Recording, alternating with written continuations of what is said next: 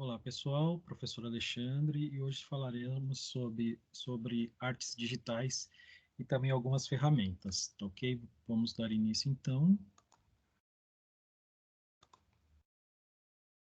Artes digitais. Bom, começar falando um pouco aí sobre a parte de artes digitais. Antes de falar em arte digital especificamente, vamos falar um pouco aí sobre arte, tá? Bom, pessoal, a arte ela tem como a sua função principal documentar os fatos e ela está relacionada aí com as sensações e as emoções das pessoas, como, por exemplo, a pintura, a dança, a música, cinema, literatura, arquitetura e outras expressões aí de arte que podemos exemplificar, tá ok? Pessoal, a arte ela existe em todas as culturas e a sua definição foi e continua sendo discutida sensivelmente e incansavelmente, tá?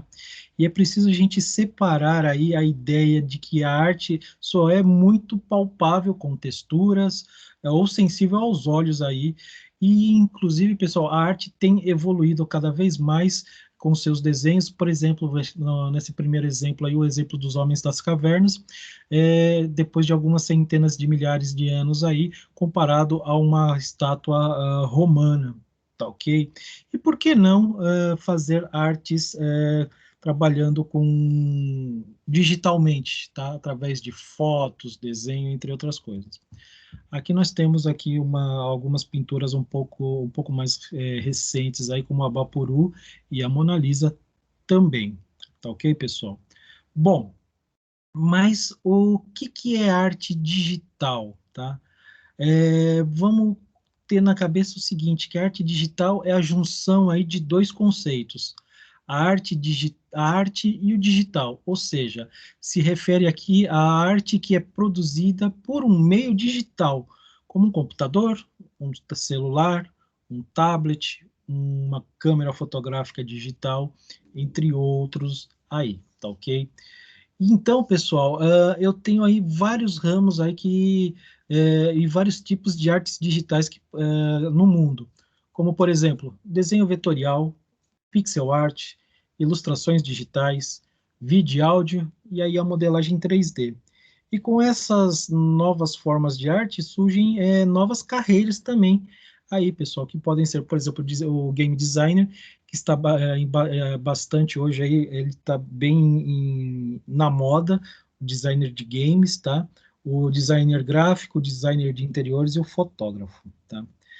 Mas aí que tá, pessoal. Para a gente falar também de arte digital, a gente precisa ter alguns conceitos em mente aí, como, por exemplo, o conceito de multimídia, que é o quê? A utilização e a integração de várias mídias de uma vez só, tá ok? Por exemplo, textos, gráficos, áudio, vídeo, entre outras coisas. Por exemplo, uma apresentação de clipes envolvendo áudio e vídeo aí pode ser considerado uma apresentação multimídia e alguns outros fatores aí também são considerados aí da multimídia, como por exemplo aí softwares educacionais que envolvem animação, som e texto, também são considerados aí softwares de multimídia. Eu ainda tenho os formatos de mídias que a gente pode hoje utilizar, que é CDs, DVDs, pendrives, entre outras coisas aí. Bom, eu tenho o conceito também de hipermídia, né? Ela é uma extensão do que é conhecido como hipertexto, ou seja, é a capacidade de abrir novas páginas web clicando em links de textos, tá? Em um navegador. A hipermídia ela estende isso a várias outras coisas, como, por exemplo, imagens, filmes, gráficos e outras mídias além dos textos, para criar uma rede aí não linear de informação, tá ok? A hipermídia ela permite que links sejam incorporados a elementos de multimídia, como imagens e vídeos, e você pode dizer se algo é hipermídia passando o cursor do mouse sobre a imagem, e se o elemento for hipermídia, o cursor vai mudar, tá? Ele geralmente vai aparecer uma mão pequena aí, tá? Outra coisa que a gente pode falar aí sobre a parte de artes digitais é a realidade aumentada, né? Que é o termo utilizado para falar de que um dos sistemas que colocam coisas virtuais no mundo real, tá ok? Como, por exemplo, aí nessa imagem eu tenho aí o Pokémon Go, que é um jogo, e eu aponto a câmera do meu celular para um determinado local e ele vai mostrar aí se existe aí um elemento do jogo ou não, um personagem do jogo ou não, tá ok? Esse personagem ele é introduzido no meio real aí, como mostrado na foto, tá ok? Então tem o meio real e é inserido uma coisa artificialmente. Já a realidade virtual é um fator de imersão, ou seja, geralmente se utiliza óculos aí de realidade virtual e ao invés do mundo real é criado um novo mundo que o computador ou o smartphone cria. Então você participa desse mundo, interage com esse mundo, só que esse é um mundo completamente fictício. Então eu não tenho, como é que se fala? Eu saio fora da minha realidade e entro numa realidade aí que é virtual, que é criada aí pelos computadores, tá ok? Além disso, pessoal, é bom a gente falar aí da teoria das cores, né, que são regras aí, diretrizes que os designers usam aí para comunicar os usuários por meio aí de esquemas atraentes de cores, tá? E interfaces visuais, tá? Então, para escolher aí as cores, os designers eles usam aí uma roda de cores e consultam o extenso conhecimento aí coletado sobre a habilidade ótica humana, tá? Principalmente aí na parte psicológica, tá? Essa roda aí que aparece aí na imagem, ela foi inventada aí em 1666 por Isaac Newton, tá ok? Ele entendia que as cores eram da percepção humana, tá? E não uma qualidade absoluta dos comprimentos de ondas de luz. Então ele caracterizava aí e ele definiu três grupos, que são os primários, que é o vermelho, azul e amarelo, secundário, a mistura das cores primárias, terciários ou intermediários, que são as misturas das cores primárias e secundárias, tá? Temos também aí a tipografia, que é a forma como organizar as letras e textos, tá? Com uma fonte aí legível, clara visualmente e atraente para o leitor, tá? Ela envolve aí a parte de aparência, a estrutura da fonte, tamanho de fonte e o que certas emoções ela vai transmitir aí em alguma mensagem específica, tá? Bom, para caracterizar o que é tipografia, a tipografia é aquilo que dá vida ao meu texto, como a gente pode ver em vários tipos de fontes utilizadas aí nesse slide. Chego aí também a parte de composição, tá? Que é a estrutura visual, a estrutura que eu tenho na visual na minha mídia, tá? Então eu tenho uma foto onde eu tenho linhas aí que correm paralelamente, levando os meus olhos a um ponto central ao final dessas linhas aí, tá? Então tudo isso, pessoal, faz com que a imagem se torne mais agradável e mais de maior entendimento aí para quem está observando, tá?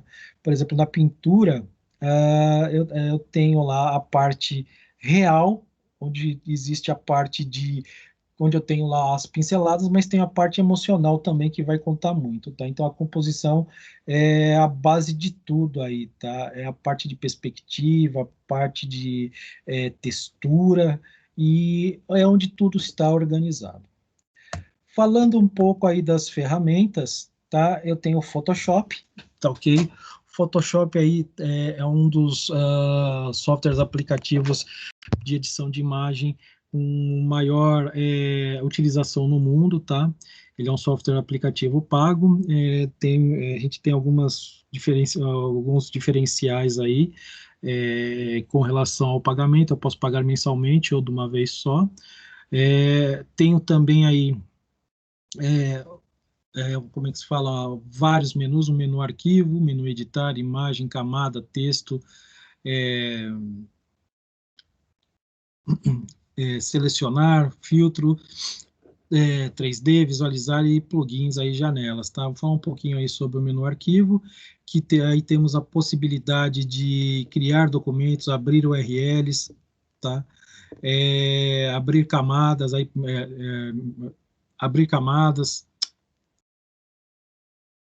e entre outras coisas aí.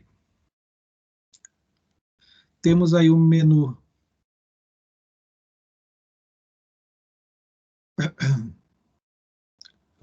editar, onde me dá a possibilidade de copiar, colar, refazer, desfazer ações, tá? Entre outras possibilidades. Tenho o menu selecionar, onde eu vou fazer seleções aí nos meus elementos, onde estamos trabalhando, tá, ok? Podendo encolher, aumentar, criar bordas, entre outras coisas. Menu visualizar, que vai me auxiliar na forma que eu vou visualizar o trabalho e as minhas ferramentas aqui. Menu imagem, a gente vai aí poder fazer ajustes aí no tamanho, gerenciamento de cores, redimensionamento de imagem e muitas outras coisas.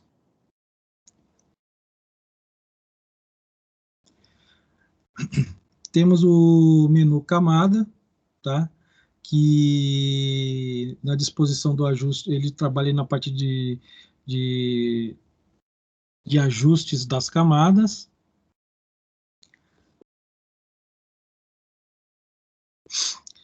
E o menu cores aí, tá? Bom, além desse, eu tenho também o Photopeia, que é praticamente uma cópia aí do Photoshop, tá? Onde eu tenho aí praticamente todos os elementos aqui de ferramentas. Ele se diferencia do Photoshop porque ele é um programa online, então eu não preciso instalar no meu computador, apesar de eu ter aí a possibilidade de instalação, mas eu posso utilizar ele online, então eu não necessito ter muita configuração no meu computador. Online eu já consigo trabalhar aí com o Photopeia tranquilamente, tá? E ele, tanto os atalhos como os menus são praticamente iguais ao do Photoshop. Tem o Photoscape, tá? O Photoscape ele é um editor aí de imagens, então ele é formado aí por alguns ícones onde eu tenho aí página, animação de GIF, divisor, captura de tela, paper print, editor, tá? Editor em lote, que a gente faz, a gente edita várias fotos de uma vez só, ok? Tem o GIMP, que ele também é um dos concorrentes aí do Photoshop. Diferente do Photopea, ele é instalado. Ele tem praticamente aí todas as ferramentas que são utilizadas no Photoshop. Só que tem alguma coisinha ou outra aí que ele acaba deixando a desejar, tá? Com relação, isso tudo com relação ao Photoshop, tá? Que tá, para mim, é um dos melhores editores de imagens que existe, tá? Então, o GIMP aí, ele é gratuito, ele é um software livre, ele já em alguns sistemas operacionais como Linux ele já vem instalado, então você já pode utilizar do GIMP, tá ok? Tem várias ferramentas que possibilitam aí uma infinidade aí gigantesca na área de edição de imagens, tá? E por fim, o CorelDRAW, tá?